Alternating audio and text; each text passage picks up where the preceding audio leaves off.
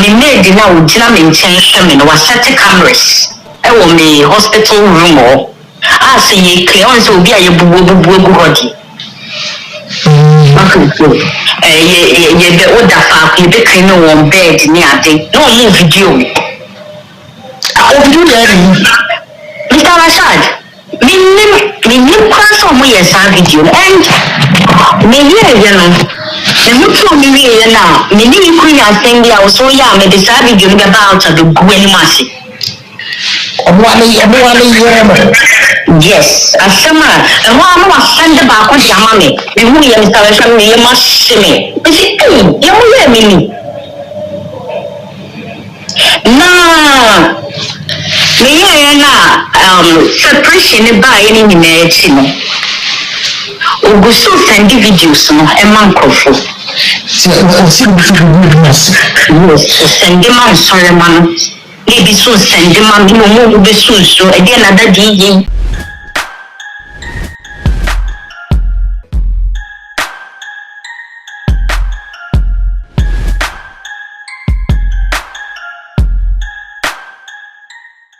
we are see funny na akwa ba sonko edeba attention TV so mo amode chie mo PSC na natili AK file di e be ma konya kese mo attention TV so like say training issues ene insema e ko e we fie na me ba be fire e bia me ka cho mo sem pa mo cho enka say yes na Ghana fo mo pe yes kasa me say no be bisa say ote ni won no akatenso attention TV so ene na natili na be egu ho na msinya bi na me tie na mu odin yi nti na me so me mo update it was near possible social media platform so efa me sampa mo cho mo subscribe me na mo share videos na across all the social media platform so efa me na wo like page no now the comment ni so airtime eto ene ensembe na eda apaso asebi menya eye panyi pa wa ha poso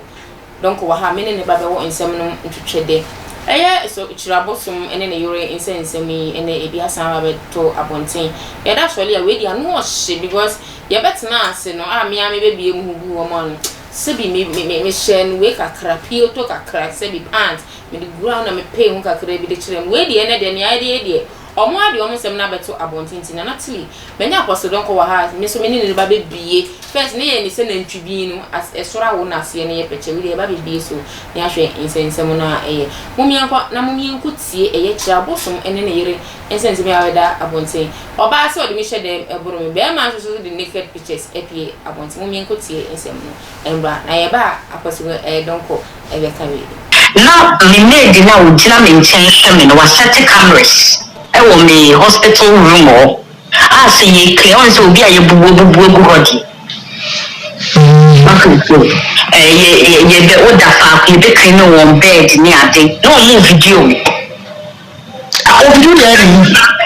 Mr. Rashad me class on my video and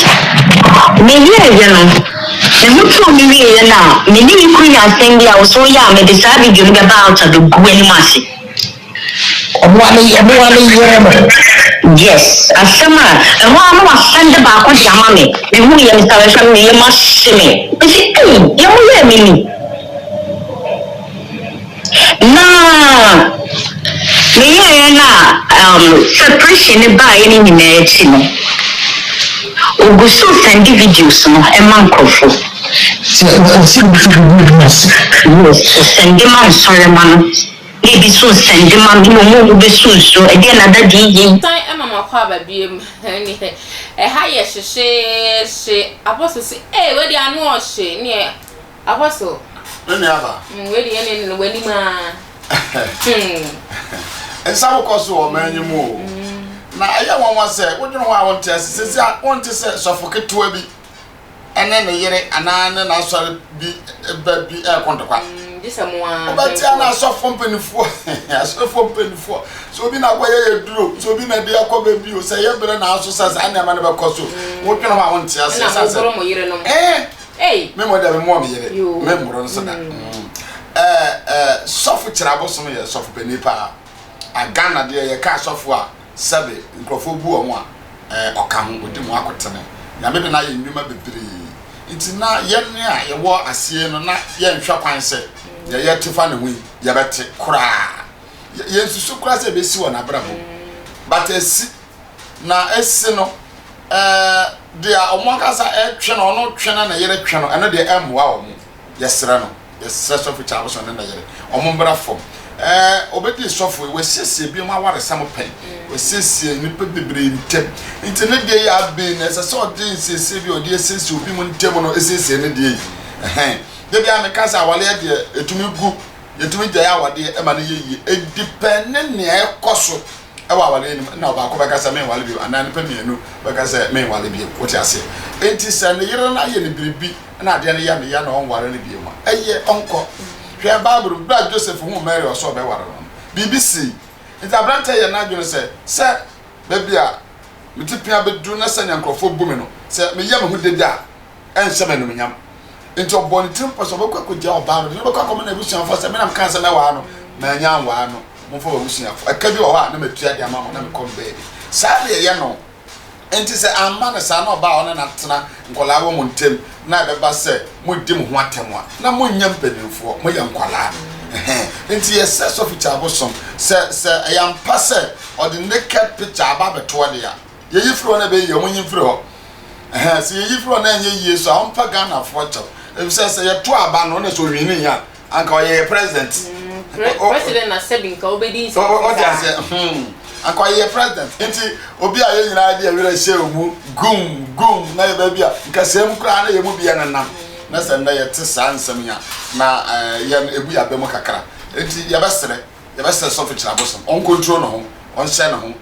sabe owo TV station yes owo TV station ti bia ba ba to so da bi ya panicho yes ran papa on control no ho awalejai na aba etumisi nto oba na betumi akọ ye den ya obenye obi awa no so no apeso san wale bi ma obenye obi aware no ama one na atena abo mo bra oba no so yesre no ye nyina afa so ye maame nti no senia papa etu na wo so wutu no sania ba ya wankasa wani dia nipa wade ma wo yoni mutuni wiase aburekire be bia ye nimu nti no ono so on control no ho papa on momode an hye no ho so sania ba ya o kyena se wan wale papa bi kwa no obi pese o ware na nipa ne nkogina niema bi a waye so enka se o ma anu we sa na ote me so me kwa ware ni e bia se na ode be ye nti men ware no esa wo ntwa mu aware ya wonye kuno mama wo tie me esa wonye kuno excuse me I say wonye kuno nti niema bi a wode ba abonten no jai enya hwe aware na egu a ntwa wo ye young girl obetuma nya obi asa aware obi aware okra na won say ye obeba obra mana yiyi nti ma mo ntoto ma na mo ho na waye me say nti mi so ma ye ni bi waye me say abufu abenti na mo ye sa resere mo ma nyame asam enya adwuma na beboa wiase enya mo pese nipa ye tie mo no doso ye ne ahwehwa mo no doso ye ne edi mo chi no doso bisa mo ye say ya ye nso den ye be ye pa mo chaw ye sere mo woni sofo woni wo yire nyina ye pa mo chaw mo ma bibia anya bokọ we kwa onko na bia nhwom ye na adwuma na ye bere so a onyame beto nsa afre ye kakra betumi aka wo masam no me for more subscribing to the channel for me na mo share videos in across all the social media platforms so ever ema me nyimu odi na comment box ni so mo fa bibi ento ho ema ni o say ye bo adwumaden so wontimi po entro bibi ampa you just drop any emoji bia upebia bia na the love bia ba ni bia na be sere kakra e bia waye onsase ni nyina we take it na my advice bia wo problem bi mu face bibi sometimes you may be going through a spiritual enema bi by now unti won ho ase enti na enya asofo e wo efi ha ne no ma twetwe enkomo e na se wo sa ne won ye wa asofo fo so ma kwawa dre ana so mo wonim die fa sa ne ma no ne edu afa sa entiti ye na bibia etimi etwa so opese be interview nso so a bibia number na e dash screen so prefe ne ye betu anamo e dia ba bibia wo ne no aba be di enkomo ne eye ejuma fefefe ne akoye ni o oman apostle mesan eba onchen a oba no according to when I see and the story now ba na kasa e kasa o see since o mo worry no o tai bo ne pan ne bo so no lock na shedem into so many years dating oba no went me ama abonten ameka so we dey pay bo na say sebi Osofo Kyiriabosom sebi o wa kofa na free ball aso okofo oba ni firi abusua no koji ni firi abusua no wale na de tina sa na ma we nyina e koso no the little chance a wo benya no untimi enko abusuafo ho na wantimi akọ kan kire omo si oh e bia se ni sentina oh yeah me senta wale ne kura me pese me ye de be mi frase na wetima tina wale na for so many years because na 20 years say no ba ne bu obetin kura nya be 25 35 years and I say 30 something years wetima tina wale so many years ansana se papa na fa bia meto abontin anka wonu so me ka se na papa ne de yonti ye hwa enye sika ni bere bi na oba ne di ye kiro de atena awe na se besi ene ana ane na ma yon kanchira oba bia sikenti na wokwa awade se onto no hofo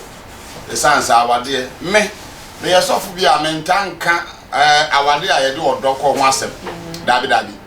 so bi bia odo ekwa ware a eno na say ya wanya broken heart because usua bible awon eniema odo ye no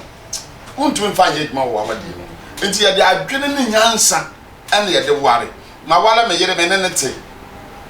me dwene se na be ya me yere be ya djuma bi aye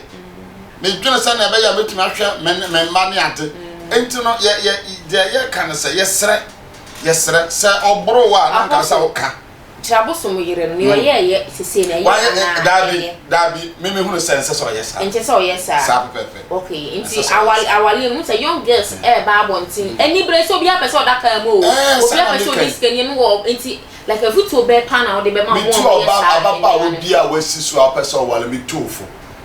fa wa nyansa ene adwene fa ware be ma na akọ ware no ye se be wanya na ho hye ebi pa ne nya onya na ho no emfa kwampa so Bible so kwa bi ten woni peni so na wiye no se se o ha wiye na ni aba do ba bi a o be ware ma wadwene mo na ho mo woni na ho dwene ba ma na akọ ware hwefie na wo kom na nsa na wa akọ ware na ye de hyere nyina na yisika